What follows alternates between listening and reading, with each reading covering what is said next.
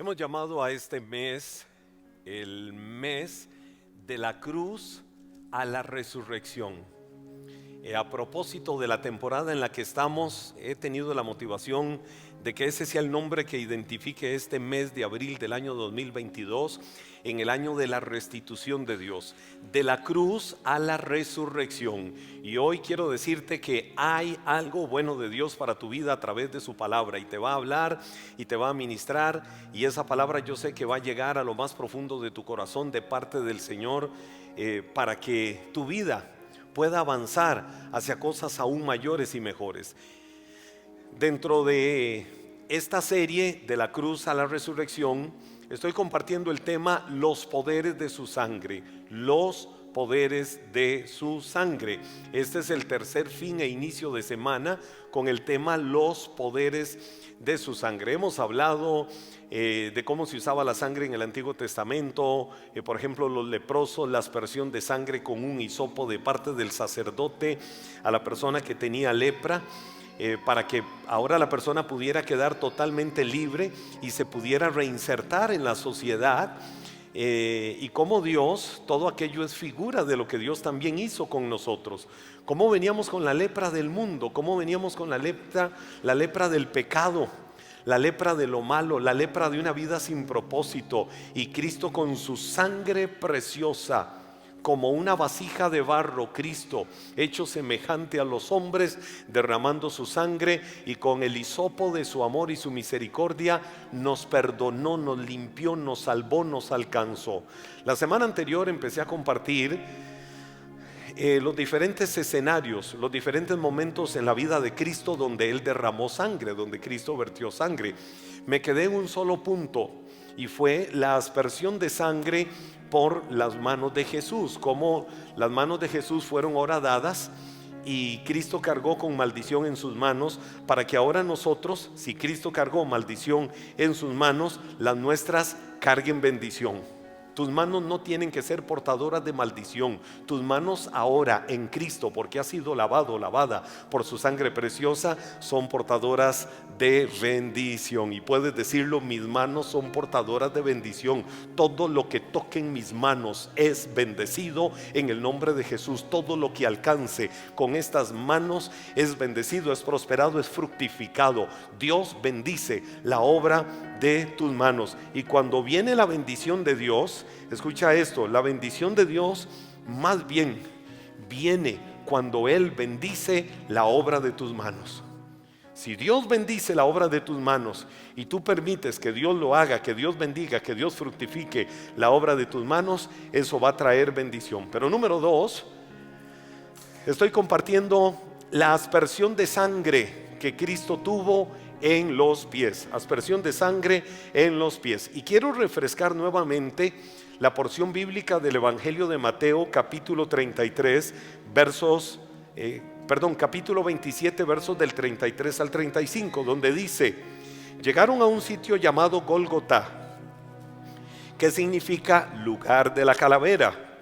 Le dieron a Jesús vino mezclado con hiel para que bebiera, pero después de probarlo no quiso beberlo. Ahora lo leo como referencia. Miren lo que dice acá: clavaron a Jesús de pies y manos a la cruz y rifaron entre ellos la ropa de Jesús. La semana anterior hice referencia a esto, de cómo clavaron a Jesús en la cruz del Calvario, pero hoy quiero incluir dentro de eso que la Biblia registra cómo Cristo fue clavado, o que más bien Cristo fue clavado también en sus pies. No voy a entrar en una descripción, porque yo creo que la referencia a cómo las manos de Cristo fueron horadadas tiene mucha similitud en cuanto a cómo los pies de Jesús también fueron horadados y fueron clavados de la manera más vil en la cruz del Calvario. Pero de todas maneras, te voy a decir algo: los pies de Cristo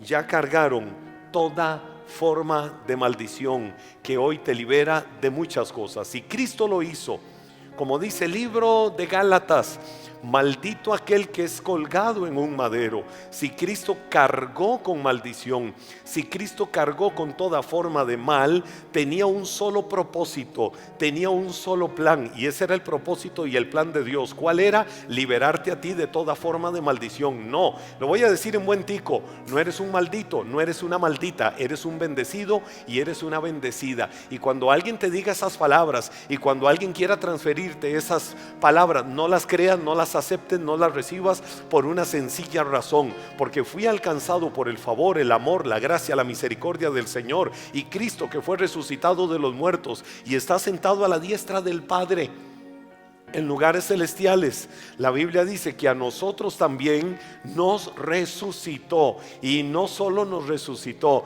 nos hizo sentar juntamente con Cristo en los lugares de honra, en los lugares celestiales, en los lugares de bendición. Así es que no estás en los lugares de maldición, no estás en los lugares de ruina, no estás en los lugares de desgracia. Tu vida ya no tiene una soledad abrumante de tal manera que no veas propósito. Hoy podemos decir: mi vida tiene propósito, mi vida tiene razón de ser, mi vida sabe hacia dónde va, por una sencilla razón: Cristo en la cruz me liberó de toda maldición. ¿Para qué? Para que hoy mi vida sea la vida de un bendecido, la vida de una bendecida, y punto. Y si Dios lo dijo, el hombre puede decir lo que sea, mi abuela puede decir lo que sea, pero Dios dice que soy un bendecido porque Cristo me liberó de toda forma de maldición en la cruz del Calvario. Y eso es lo que tenemos que creer. Ahora, cuando vemos esta palabra, si Cristo cargó con toda forma de maldición en la cruz del Calvario, lo que Él hace con eso es liberarme a mí. ¿De qué me libera? Di conmigo: de caminos de error. Si yo voy por un camino, ¿qué es lo que más estoy ejercitando para ir hacia ese camino? ¿Qué es lo que voy moviendo? Mis pies. Cristo cargó maldición en sus pies. ¿Para qué? Para liberar tu vida de caminos de error. El libro de Proverbios, capítulo 14, verso 12 dice: delante de cada persona, es decir, de todos nosotros, hay un camino que parece correcto, pero termina en muerte. Muchas veces nosotros, los seres humanos, por la codicia, por el afán, por la ansiedad de poseer, de tener, por los afanes de hacer las cosas conforme nosotros decimos y no como Dios lo dice en el plan perfecto que Él tiene para la vida de cada uno, vamos por caminos que decimos: qué bonito, pero al final es un camino de error. Y para mí tiene mucha descripción bíblica la historia de Abraham y de Lot. Abraham y Lot vivían en Ur de los Caldeos, lo que hoy es la región de Irak, y se dirigieron por orden de Dios, principalmente Abraham, a la tierra de Canaán. Los dos eran personas muy prósperas, eran gente en nuestro contexto muy rica, eran muy adinerados, tenían muchos bienes, tenían mucho ganado, tenían muchos servidores. Pero si Dios le dijo que se trasladaran ellos, Abraham obedeció a Dios, y Abraham se llevó a toda su familia. Entre su familia iba su sobrino Lot. Pero como Dios le había hablado a Abraham de una visión, cuando ellos llegaron a cierto punto, Abraham notó que había roce entre los pastores de él, los pastores de ovejas, y los pastores de Lot, y estaban dándose rencillas. Abraham dijo: no, ya no podemos mantener esta sociedad. Le habló a su sobrino y le dijo: separémonos. Si te vas por un camino, yo me voy por el otro camino, para que no hayan discusiones, para que no hayan diferencias, para que nosotros no caigamos en pleitos tontos y lógicos por causa de lo que ya se está dando alrededor nuestro. Cuando Abraham le habló eso a Lot y le dijo: mejor separémonos, yo me imagino al tío, Abraham era tío de Lot, el tío hablándole, y el sobrino, mientras el tío le hablaba, no lo veía, sino que estaba así. Está claro que en el corazón de Lot había codicia. Y entonces cuando Abraham terminó de hablar, Lot le dijo: sí, tío, está bien, yo me voy por allá, por aquella tierra. Me imagino que estaban en una montaña alta, lo que hoy es la región de Jordania, y desde allá Lot estaba viendo una tierra que la Biblia dice era como, di conmigo, como, era como huerto de Dios. Ahora, ¿dice la Biblia que era el huerto de Dios? No, no dice la Biblia que era el huerto de Dios. La Biblia lo que dice es que era como huerto de Dios. Dice el proverbio, hay camino que al hombre le parece camino correcto, pero su final es camino de muerte. Lot en su codicia dijo, me voy por allá, y Lot se fue por aquel camino. Abraham se quedó ahí nada más esperando a que Dios le hablara. Cuando Dios le habló a Abraham, lo que Dios le dijo fue, ahora sí, alza tus ojos y mira, toda la tierra que alcances a ver, te la he dado a ti y a tu descendencia. Lo que hoy es la tierra de Israel. Pero Lot se quedó viendo aquel punto y Lot decía, wow, aquella tierra es hermosa, fértil, bella. Yo me le voy arriba, yo me le adelanto a mi tío y mejor escojo aquello para escoger lo mejor. No voy a entrar mucho en el contexto de la historia, solo lo tomé como referencia. Lot no sabía nada sobre aquella tierra. Lot fue a habitar aquella tierra. ¿Cómo se llamaba la tierra donde Lot llegó a habitar y que era como huerto de Dios? ¿Cómo se llamaba? Sodoma y Gomorra. El lugar más vil, más miserable, más pecaminoso, más terrible que había en el mundo, y que Dios terminó destruyendo las tierras de Sodoma y Gomorra. Hoy lo que eran Sodoma y Gomorra es en torno a lo que es el Mar Muerto. Es el punto más bajo de la tierra, el Mar Muerto. 415 metros bajo el nivel de cualquier océano. Ahí está el Mar Muerto, exactamente donde eran Sodoma y Gomorra. ¿Sabe qué hizo Abraham de parte de Dios? Tuvo que ir a liberar a Lot. ¿Por qué? Porque había un camino que a Lot le parecía derecho, pero su final era camino de muerte. Ahora, ¿qué fue lo que Cristo hizo en la cruz? Cargar con maldición para que te liberes de todo camino que no es camino de Dios para tu vida. Hay gente que en la vida cree estar en el camino correcto. Hay muchos que dicen, mire, yo no le hago mal a nadie, yo no le robo a nadie, yo no miento, yo cumplo mis dogmas religiosos, yo hago esto, yo hago aquello, yo me esfuerzo para que Dios vea todos los sacrificios y todo lo que yo hago. Hay gente que cree que con hacer muchas cosas están en el camino correcto. ¿Por qué? Porque muchas personas, hay mucha gente con un corazón sincero que creen estar en el camino correcto, y aunque su caminar sea sincero, están sinceramente equivocados, porque su camino no es el correcto. Solo hay un camino abierto a Dios. Solo hay un camino por el que se puede llegar a Dios. Hay una frase tradicional, acuñada, que mucha gente conoce, y es la de muchos caminos. Una frase que viene desde los tiempos del Imperio Romano. Muchos caminos llevan a Roma, pero un solo camino lleva a Dios. ¿Cuál es el único camino que lleva a Dios? Juan capítulo 14, versículo 6. ¿Qué dice la Biblia ahí? Yo soy el camino, la verdad y la vida. Nadie puede ir al Padre si no es por medio de mí. ¿Quién dijo eso? El que murió en la cruz del Calvario hace casi 2000 años, derramando su sangre por ti y por mí. ¿Para qué? Para que tengas claro que no hay otra forma por medio de la cual el ser humano se pueda acercar a Dios. Es que no existe, es que no hay otra forma. Jesús dijo, yo en primera persona soy el camino, yo soy la verdad. La verdad no es un juego, la verdad no es relativa. Alguien puede decir mi verdad es esta, otro puede decir mi verdad es esta, alguien puede decir yo creo en esto y esa es mi verdad.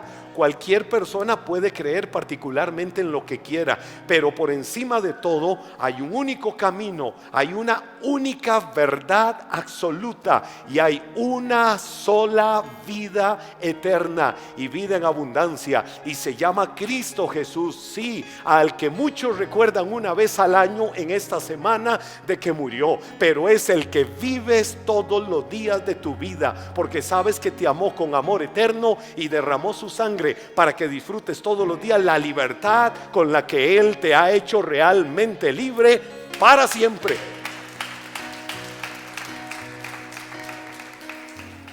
Entonces, ¿de qué te libera Cristo?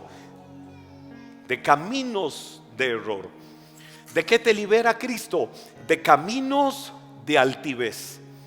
¿Cómo de caminos de altivez? Te pongo fundamento bíblico. Primero de Samuel, capítulo 2, versículo 9. La Biblia dice, ay, qué palabra. Esto es como un salmo, como un proverbio que dice: el Señor vigila los pasos de sus fieles. ¿Qué hace el Señor? Oiga, ¿qué hace Dios? Yo no sé si usted quería contratar vigilancia personal para todos los caminos por donde andes. No sé si lo querías hacer, pero te voy a decir, hay uno que nunca se duerme, hay uno que nunca se va, hay uno que nunca te abandona, hay uno que nunca dejará de ser y nunca dejará de estar en todos los caminos de tu vida, y es el Señor. Y la Biblia dice: el Señor vigila los pasos de sus.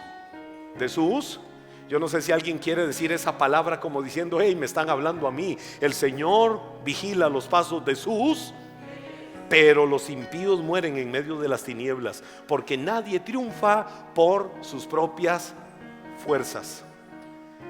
Nadie puede triunfar en la vida por sus propias fuerzas.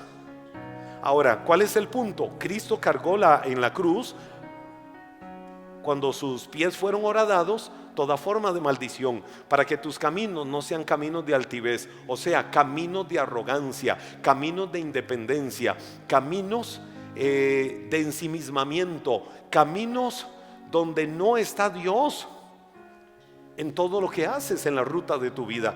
Dios debe de estar siempre en todo lo que hagas en tu vida. Cualquier emprendimiento, cualquier actividad, tu trabajo, tu casa, la empresa, el negocio, el estudio, en todo lo que hagas tienes que tomar en cuenta que ahí tiene que estar Dios. Dios tiene que ser tu socio en todo lo que hagas. Hay gente que vive en caminos de altivez, en autosuficiencia, creyendo que todo lo pueden hacer totalmente ajenos de Dios. Había un hombre que Jesús contaba de él a manera de parábola, pero recuerden que las parábolas son descripciones de la vida real que ilustran una verdad espiritual. Y entonces Jesús hablaba de aquel hombre que era un hombre muy próspero en todos sus caminos. El hombre tenía riqueza, el hombre tenía mucha productividad en sus negocios, el hombre era muy inteligente. Y un día que el hombre dijo: wow, he prosperado tanto, tengo tantos bienes, tengo tantas riquezas, toda mi producción es impresionante, que voy a tener que hacer graneros más grandes. Hoy en día tendría que decir: tendré que engrosar más mis cuentas bancarias. Pero ese hombre decía: tendré que hacer graneros más grandes. Los voy a hacer, me voy a sentar, comeré, viviré y tendré la living loca. Viviré la vida loca, dijo ese hombre. Bueno, lo de la vida loca lo dije yo. Pero él dijo: wow, soy tan rico, todo lo he hecho yo, todo lo he logrado yo, todo lo he alcanzado yo y nadie más que yo, y nadie me ha regalado nada, todo ha sido mi esfuerzo, todo han sido mis sacrificios. Comeré y beberé y disfrutaré todo esto. Disfrutar de la prosperidad no es malo. Si Dios te bendice, pues disfruta la bendición de Dios, porque eso es lo que Dios quiere hacer. Y la bendición de Dios nunca te va a traer tristeza. La bendición de Dios siempre te va a traer alegría. Pero ese hombre era altivo. Los caminos de ese hombre eran caminos de autosuficiencia, diciendo: todo lo he logrado yo, ha sido mi esfuerzo, mi sacrificio. Y Dios no estaba en la fórmula del éxito de su vida. ¿Qué fue lo que Jesús dijo? Necio o fatuo, necio, esta noche vienen a pedir tu alma, y todo lo que tienes, ¿de quién será? Es decir, almacenó, hizo y recontrahizo en la vida. ¿Para qué? Para morir y que otros vivan agarrados del pelo por toda la riqueza y por toda la fortuna que dejó en este mundo. Es decir, lo que Jesús estaba dando a entender con eso es que hay gente que tiene caminos de tanta altivez en su vida, se creen tan autosuficientes que dicen: esto es mi esfuerzo. Y es verdad, en la vida hay que ser esforzado y valiente, pero nunca saques a Dios de la fórmula de tu vida en todo lo que hagas. ¿Qué emprendimiento tienes? ¿Qué negocio tienes? ¿Qué actividad realizas? ¿A qué te dedicas? Siempre Dios en todo lo que hagas en el camino de tu vida, porque Dios es el que quiere bendecirte, prosperarte y fructificarte en todo lo que hagas. Se lo dijo el Señor al pueblo de Israel. ¿Por qué Israel una y otra vez vivió tantas derrotas? Porque cuando entraron a la tierra prometida y vieron el éxito de Dios en sus vidas, Dios les habló y les dijo: solo cuídate. Lo dice el libro de Deuteronomio. El Señor les habló y les dijo: cuídate de no decir: esta nuestra fuerza nos sacó de la tierra de esclavitud, esta nuestra fuerza nos hizo conquistar todo esto, esta nuestra fuerza nos hizo tener toda esta prosperidad. Y el Señor les dijo: cuídate de no olvidarte del Señor tu Dios, quien te sacó de tierra de esclavitud y te sacó a esta tierra. Si hay algo que nunca debemos de perder de vista en los caminos de nuestra vida, en todo lo que hagamos, hacia donde vayamos, de donde nosotros vengamos, es que si hemos llegado hasta aquí es por la bendición de Dios, y a Él le ha placido que estés hoy en la etapa de tu vida en la que estás, y a Él le placerá llevarte a niveles todavía muchísimo más altos, porque es la bendición de Dios. Es la bendición de Dios la que fructifica y nunca te va a traer tristeza. Dice el Salmo 119, versículo 105. Wow, hazlo una oración. Hazlo una oración en tu vida. Tu palabra es una lámpara que guía mis pies y una luz para mi camino. Miren qué versículo más sencillo.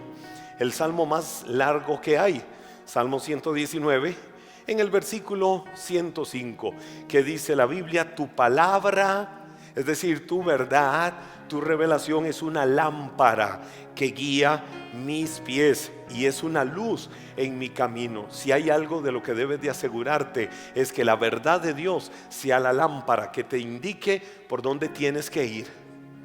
Toma un vehículo en la noche, móntate en una autopista y recórrela a 100 kilómetros por hora, eso sí, con las luces apagadas. Y en esa autopista no hay absolutamente nada de señalización, y ojalá esté bien nublada la noche. Pregunta: ¿será prudente conducir así, sí o no? No. Hay un alto grado de posibilidad de tener un accidente. Hay un alto grado de posibilidad de que en el camino suceda algo. ¿Por qué? Porque no lleva el vehículo las luces prendidas. A veces nos topamos con las tinieblas de la vida. A veces nos topamos con que no hay una buena demarcación en el camino de la vida por el que debamos de ir. ¿Qué tenemos que encender? La lámpara de la palabra de Dios, que es una luz que alumbra el camino por el que tenemos que ir en la vida para poder llegar a un éxito seguro, para que lleguemos a nuestro destino como Dios quiere que lleguemos. Y la buena voluntad de Dios es que lleguemos bien a nuestro destino. Por eso nunca te permitas que se apague la lámpara de la luz de Dios en tu vida. Nunca te permitas que la luz de Dios deje de alumbrar el camino de tu vida. ¿Por qué los pies de Cristo fueron horadados en la cruz del Calvario? ¿Por qué por ahí salió sangre? Para Él cargar el dolor de la maldición que nos correspondía, porque no podíamos pagar el precio de nuestra redención ni el precio de nuestra vida eterna. Él lo hizo para que hoy tengas esa libertad y los caminos de tu vida sean caminos de bendición, y que puedas decir: todo lo que pise la planta de mis pies es bendito. Todo camino por el que yo vaya, todo camino por el que yo avance es camino de bendición, porque es la bendición de Dios la que me guía, la que conduce el vehículo de mi vida. Número 3, tercer derramamiento de sangre de Cristo. Otro lugar del cuerpo de Cristo por el que Él derramó sangre fue por su cabeza. ¿Cuándo Cristo derramó sangre por su cabeza? Cuando le pusieron la corona de espinas. Pero quiero irme en la Biblia un momento al contexto de lo que sucedió cuando a Cristo le pusieron la corona de espinas. La Biblia dice en el Evangelio de Mateo, en el mismo capítulo 27, los versos del 24 al 29. Mire lo que dice, porque no quiero quedarme solo en el detalle de la corona de espinas, aunque el punto es ese. Cristo derramó sangre, número 1, por sus manos cuando fueron horadadas, número 2, por sus pies cuando fueron horadados, número 3, por la corona de espinas cuando literalmente se la incrustaron. Pero dice Mateo 27 versos 24 al 29, Pilato vio que no lograba nada y que se armaba un disturbio, así que mandó a buscar un recipiente con agua y se lavó las manos delante de la multitud, a la vez que decía: soy inocente de la sangre de este hombre. Oiga lo que Pilato dijo: soy inocente de la sangre de este hombre. Ahora quédese un momento ahí, ya avanzo, mientras que también les ayudan a ustedes en pantalla. ¿Qué sucedió? Pilatos le dijo a la gente: ¿a quién quieren que crucifiquemos? Y la gente decía: a Jesús. Pilato les decía: pero yo no encuentro un solo delito en este hombre, ¿a quién suelto? Y la gente decía: suelta a Barrabás, suelta a Barrabás, pero este hombre es inocente. Y la gente más gritaba: crucifícalo, crucifícalo. ¿Quiénes eran los que decían crucifícalo? ¿Quiénes eran? ¿Saben quiénes decían a Pilatos: crucifícalo? Eso fue casi el fin de semana, el viernes, cuando le decían crucifícalo.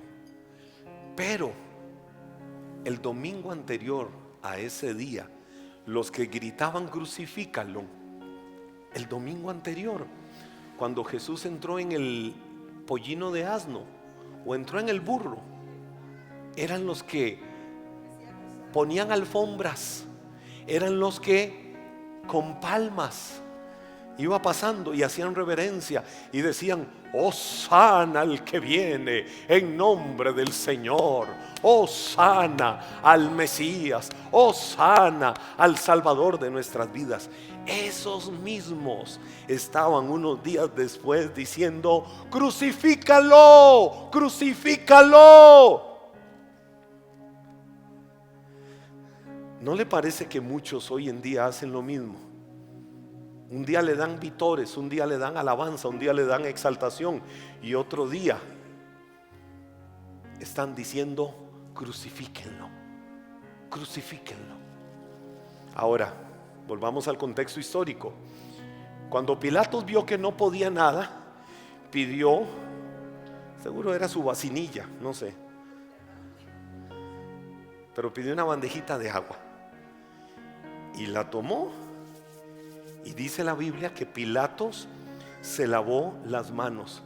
Y oiga lo que Pilatos dijo: soy inocente de la sangre de este hombre. La responsabilidad es de ustedes. Espérate. Déjenme el pasaje ahí, no me lo quiten por favor, déjenlo ahí. Pilatos dijo: soy inocente de la sangre de este hombre.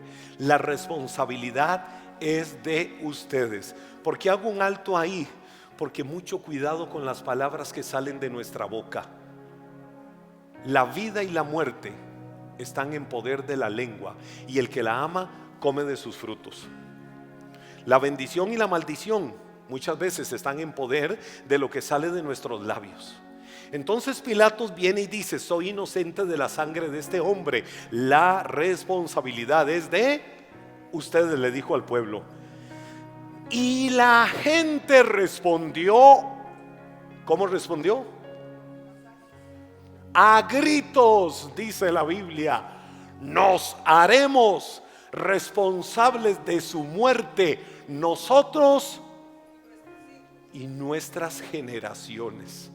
Es decir, por ligeros para hablar, estaban automaldiciéndose y diciendo: ¿qué nos importa?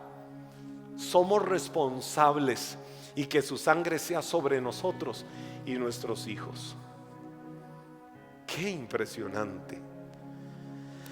El año 70 después de Cristo, Cristo murió allá por el año 32 de su era. Pero en el año 70 después de Cristo, encabezados por Tito de Roma, el imperio romano destruyó la ciudad de Jerusalén, y hubo en Jerusalén sangre como nunca antes había habido sobre la ciudad de Jerusalén. Tanto que en el año 70 después de Cristo, es decir, no muchos años, porque Cristo murió en el 32, y en el 32 fue cuando ellos dijeron: que esa maldición sea sobre nosotros y sobre nuestros hijos. ¿Y qué? Solo poquitas décadas después había sangre y muerte por doquier en Jerusalén. Y como nunca antes en la historia, el pueblo de Israel había sido dispersado por las naciones del mundo. Nunca antes, ni en el cautiverio romano, ni en el cautiverio asirio, que habían sucedido cientos de años antes, habían sido dispersados de la manera en que fueron dispersados, hasta que se cumplió la promesa de Dios de que un remanente volvería a su tierra. Cuando Hitler mata a más de 6 millones de judíos en el holocausto nazi, se abren las puertas para que el pueblo judío regrese a su tierra. Y en el año 1948 la Organización de las Naciones Unidas establece que Israel es legalmente un país, una nación. Hubo un remanente que regresó a esa tierra. Hoy son unos millones, y es impresionante la bendición de Dios sobre esa tierra, de tal manera que hoy Israel es una de las tierras más prósperas y fructíferas del mundo entero. Un lugar tan geográficamente pequeñito, pero después de estas palabras que ellos dijeron: que sea sobre nosotros y nuestros hijos, 2000 años anduvieron dispersos por el mundo, cargando tristeza, muerte y dolor. Aún así, Dios nunca dejó de bendecir y prosperar a sus hijos, porque los hijos de Abraham tienen la promesa de ser bendecidos donde están. Pero suave, espérese un momento. El libro de Romanos dice que nosotros somos el olivo injertado en la genealogía de Abraham, es decir, que somos descendientes espirituales de Abraham. Es decir, sobre mi vida hay una bendición, que donde quiera que yo vaya como creyente, como hijo de Dios, ahí tiene que ir la bendición de Dios, ahí tiene que haber prosperidad, ahí tiene que haber alegría, ahí tiene que haber fructificación. ¿Por qué? Porque ahí estoy yo. ¿Y quién soy yo? Un hijo de Dios. ¿Quién eres tú? ¿Quién eres tú? ¿Quién eres tú? Un hijo, una hija de Dios. Y eso tienes que creerlo en tu vida. Pero está fuerte esa palabra, ¿verdad? De lo que sucedió ahí cuando Pilato se lavó las manos. Yo no sé si nunca antes habías visto ese detalle así, pero ese detalle Es literalmente así. Ahora, sigue diciendo la Biblia, y aquí voy. Nos haremos responsables de su muerte nosotros y nuestros hijos.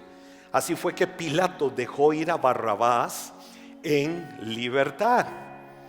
Mandó azotar a Jesús con un látigo que tenía puntas de plomo y después lo entregó a los soldados romanos para que lo crucificaran. Algunos de los soldados del gobernador llevaron a Jesús al cuartel y llamaron a todo el regimiento. Le quitaron la ropa y le pusieron un manto escarlata. Armaron una corona de espinos, no bañada en oro, de espinos, y se la pusieron en la cabeza y le colocaron una caña de junco en la mano derecha, como si fuera un cetro.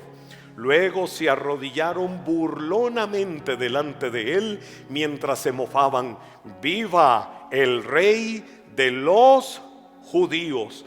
Lo escupieron, le quitaron la caña de junco y lo golpearon. ¿A dónde? En la cabeza con ella. Ahora, vengo ya al punto de la corona de espinas, y con esto casi en breve para ir terminando.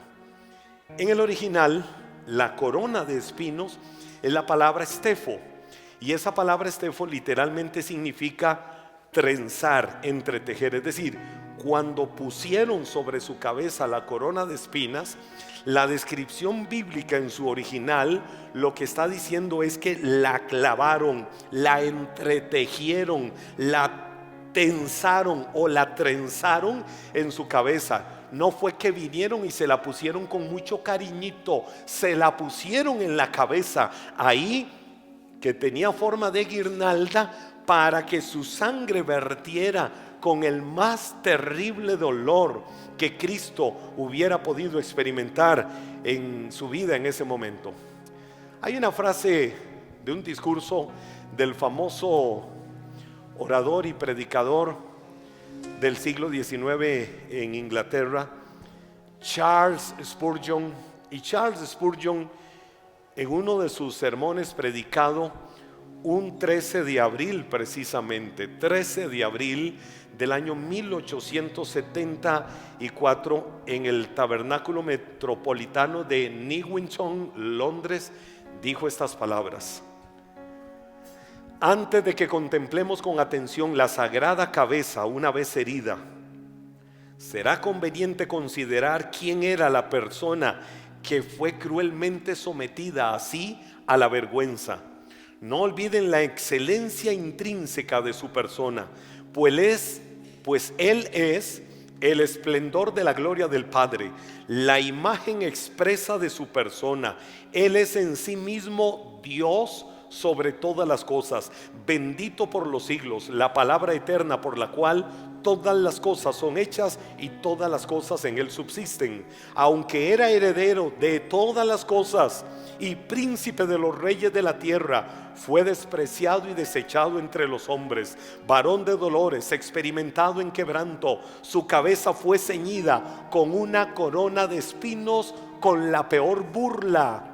Su cuerpo fue ataviado con un manto de púrpura desteñido. Una pobre caña fue colocada en su mano como cetro, y luego la soldadesca impúdica se atrevió a mirarle a la cara y a afligirle con sus sucias burlas. Su amor por nosotros le impuso a aceptar un terrible abatimiento. Miren cuán bajo cayó para levantarnos a nosotros de nuestra caída. No se olviden que el preciso momento en que se estaban burlando de él de esta manera, él era el Señor de todo y podía convocar a 12 legiones de ángeles para que vinieran a él en su rescate.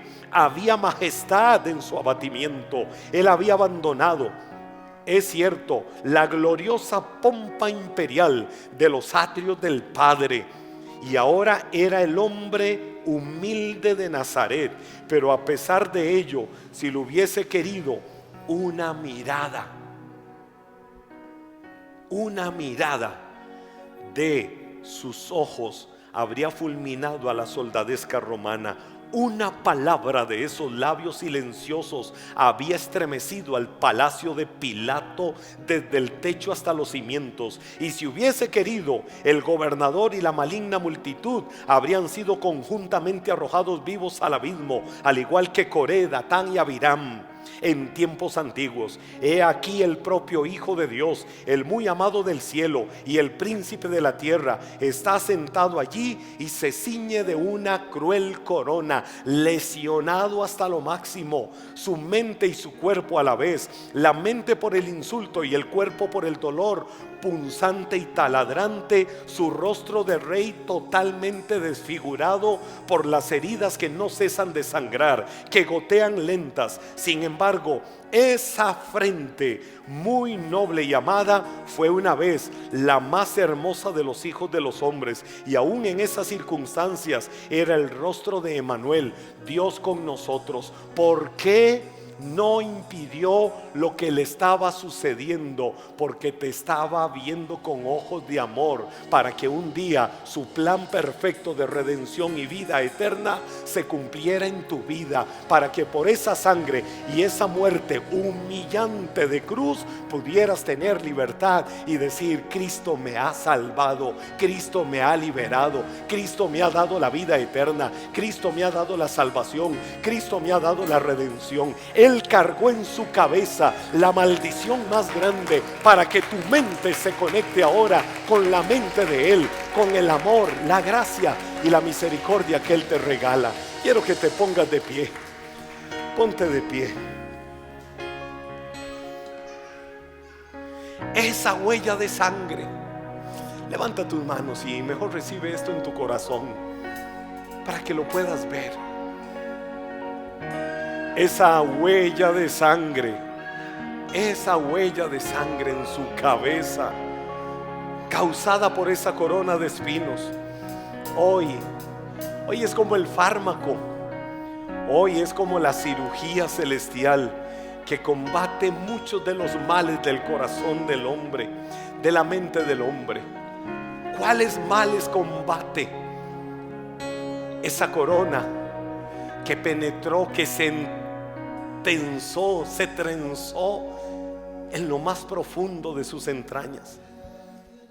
¿De qué te libera? De la fiebre alta que muchas veces provoca el orgullo, la soberbia, la vanidad, la arrogancia del corazón. Él te libera de esa fiebre para hacerte un corazón humilde. Él te libera de la hinchazón de las obras de la carne que muchas veces gobiernan. Él te libera de las dolorosas llagas del pecado que muchas veces atrapan.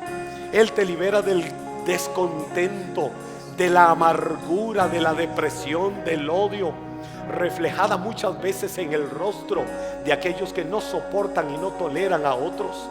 Él te libera del afán y de la ansiedad que desespera y carcome a tantas personas. Esas llagas de dolor, esos punzonazos que sentía en lo más profundo de su ser por esa corona de espinas, te libera de la pompa y del deseo de las glorias humanas que muchas veces engañan la vida de muchos. Hoy la batalla más grande que puedes librar en tu mente es la batalla de la fe. La Biblia dice: porque cuál es su pensamiento en su corazón, tal es.